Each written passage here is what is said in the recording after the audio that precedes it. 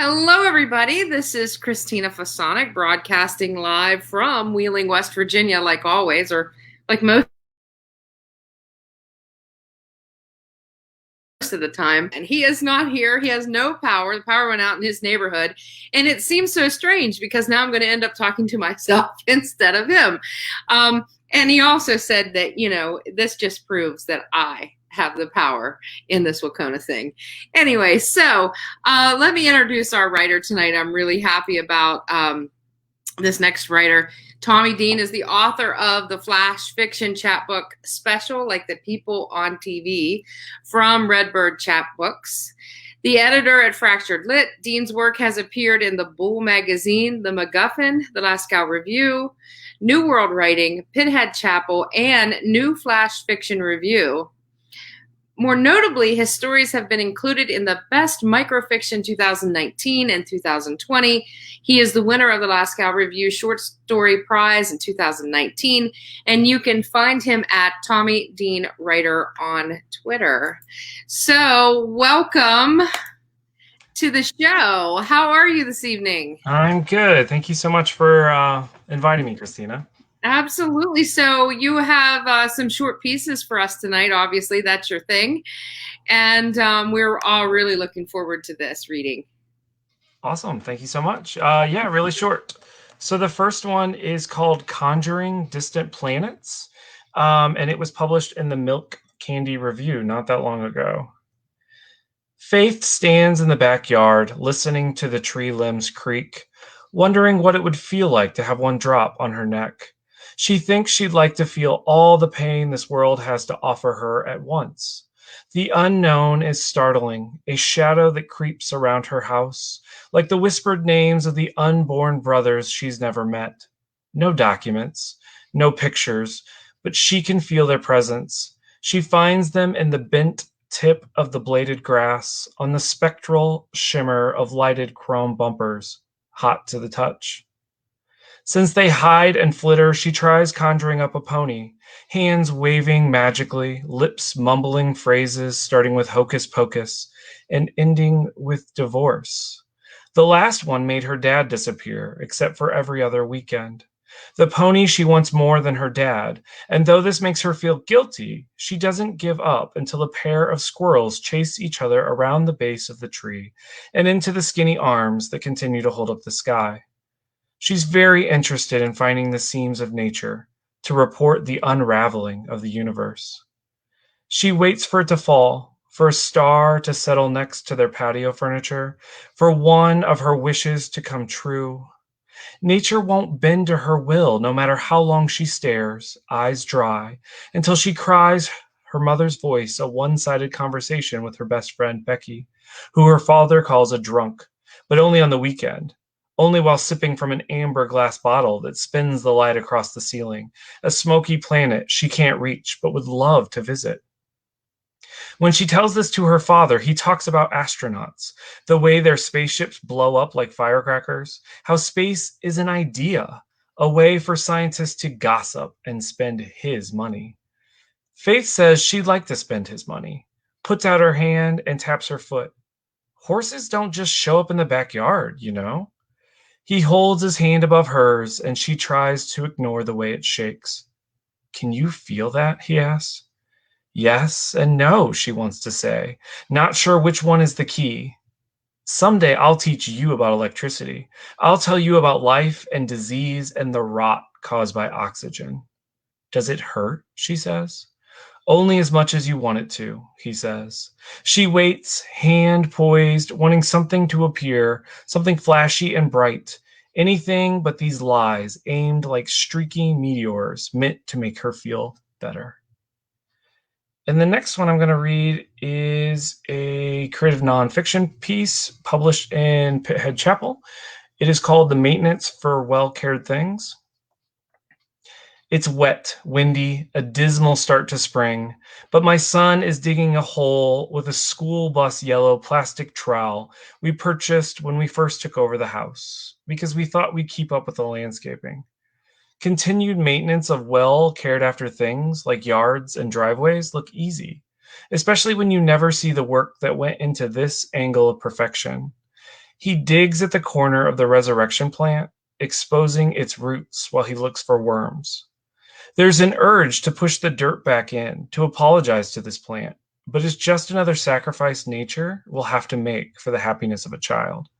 He doesn't understand why worms pop up all over the roads and sidewalks when it rains, but he can't find them sneaking across the grass of his backyard. He's frustrated, and he wants the whole world to know. Sadly, I'm his only audience because I always come running when he yells or cries or shrieks. I want to help him like I've never wanted to help someone before. At 5, he's not that vulnerable to the elements or to the accidental violences of the world, but there's a perfect symmetry to his face that breaks my heart. It moves me great distances even when I'm in pain or tired or done with the day's problems.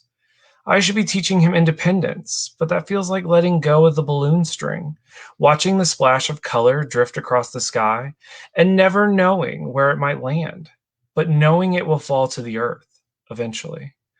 As the world becomes more monochromatic, why are we so quick to give up our remaining dabs of color? So I watch him dig, assuring him that, yes, worms love water, that they seek the rain like a warm shower, that the ones that make it to the sidewalks are happier, that they've been on a journey to reach the sun, that if he continues to dig, he'll find the worms trapped in the dirt, that he'll be saving them, helping them, that none of his actions, the digging especially, could never hurt anything. Lies, especially these white ones, bloom with the force of blood underneath skin slick with sweat as we grip that string as hard as we can, feeling it worming toward the surface, its nature and will stronger than our own, until it's gone, rising beyond our vision. Gone, gone. And one last really short story from a 100-word story titled Because Some Doors Never Open. There's something about a baby gate left unhinged. The way it lists to the right like a barn door left open for a pregnant stray cat. The rest of the house is locked up tight, suffocatingly cold, because the psychic said that ghosts only return to the drafts of their deaths. Their son is traveling, the psychic claims, palm open, waiting for the press of cash before continuing. Grief and yearning paid in increments as they wait huddled together for the squeak of the gate, their breath little puffs of crystallized desire that never quite morph into eyes, those doors remaining closed. Thank you. That was totally awesome. I love what you did, obviously, with color in that second work. And I was thinking, you're right. I mean, why in this increasingly more black and more white, more monochromatic world are we trying to get rid of our only bits of color? That was awesome.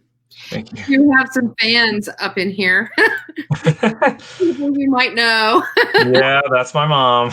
And yet, of course, because that's how mamas are. And some people we might not know, people who are just joining us through the links. So awesome work. Do you have anything new coming out? Not that I know of. I think it's a little dry for now. I just got an acceptance today from the Drunk Daily magazine, so I'm not sure when that's coming out, but it should be a fun one. I have been reading them and enjoying their stuff. It's really good stuff. Yeah, it is. It's really exciting and fresh and yeah, just fun. I've noticed that there have been, since COVID, a lot of new publications coming out that are just like edgy and interesting and looking for, some people are looking for formal poetry, and yet the other half of their magazine is like, totally free verse, and some people are looking for just flash nonfiction, and it's really actually exciting. Like COVID didn't keep us writers down, right? No, I think a lot of us are still trying to power through for sure, and maybe being a little less precious about each word or each story. And I think there's something exciting about that kind of energy. I agree with you. And I think that people are also looking at, maybe this isn't what we might have called a top tier journal before, but look at the readership. They're all like really fascinated and writing, and they're reading and consuming and sharing your work. And why not do that? Why not be in that moment? Right. I You mean, know? what writer doesn't want to be read? And if there are magazines that can get you readership, then yeah, let's champion anyone that wants to start a new literary journal and help people get their voices out there.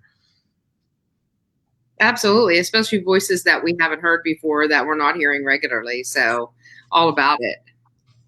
Yeah. Well, thank you so much for joining us tonight. And everything was wonderful. I really enjoyed it. Thank you so much for the opportunity. Damien, I hope your lights come back on. I'll see you on Thursday. Bye.